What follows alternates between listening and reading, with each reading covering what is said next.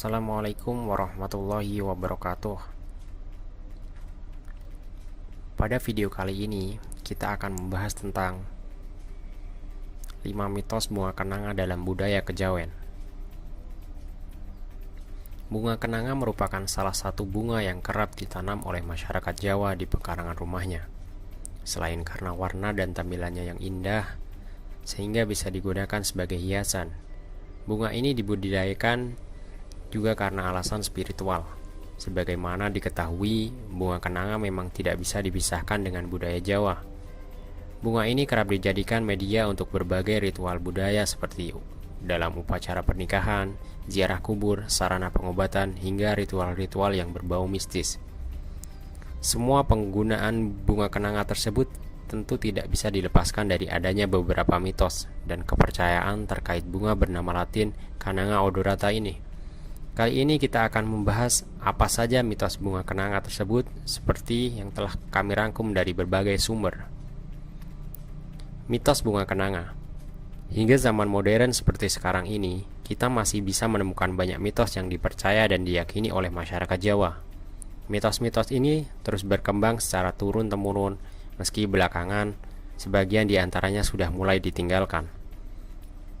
Terkait dengan bunga kenanga, terdapat 5 mitos yang saat ini masih banyak dipercaya, terutama oleh orang Jawa yang masih memegang erat budaya leluhurnya. Kelima mitos bunga kenanga tersebut berhubungan dengan fungsi-fungsi spiritual yang konon bisa diperoleh dari khasiat bunga yang berwarna kuning dan putih ini. Langsung saja kita masuk pembahasan yang pertama. Yang pertama, menangkal santet dan guna-guna. Mitos bunga kenanga yang pertama yaitu berkaitan dengan kemampuan bunga ini dalam menangkal santet, guna-guna, dan ilmu hitam lainnya.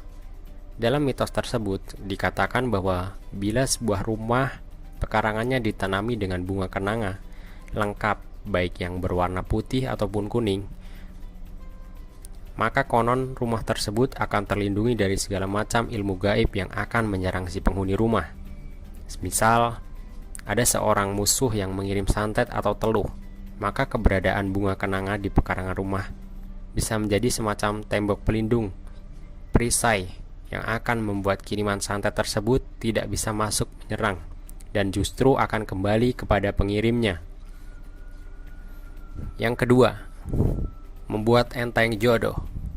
Menanam bunga kenanga di pekarangan rumah juga diyakini bisa membuat anak gadis di rumah tersebut menjadi enteng jodoh. Lebih-lebih bila bunga tersebut dirawat dengan baik. Mitos ini secara logis mungkin ada benarnya, sebagaimana sudah umum diketahui bahwa sebelum meminang gadis, seorang laki-laki biasanya akan melihat kondisi rumah yang dihuni gadis incarannya.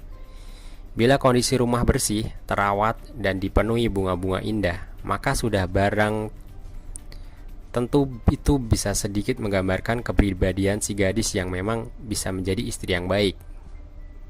Yang ketiga, dapat digunakan untuk pelet. Sebagian orang dipercaya bila bunga kenanga bisa digunakan sebagai media untuk mengamalkan ilmu pelet. Bunga ini menjadi bunga pelengkap umbarambe dalam ritual pengasihan. Konon, dengan mantra-mantra tertentu, seorang yang dipelet akan takluk hati dan pikirannya seperti halnya bunga kenanga yang dipetik dari tangkainya. Yang keempat, melindungi dari gangguan jin jahat.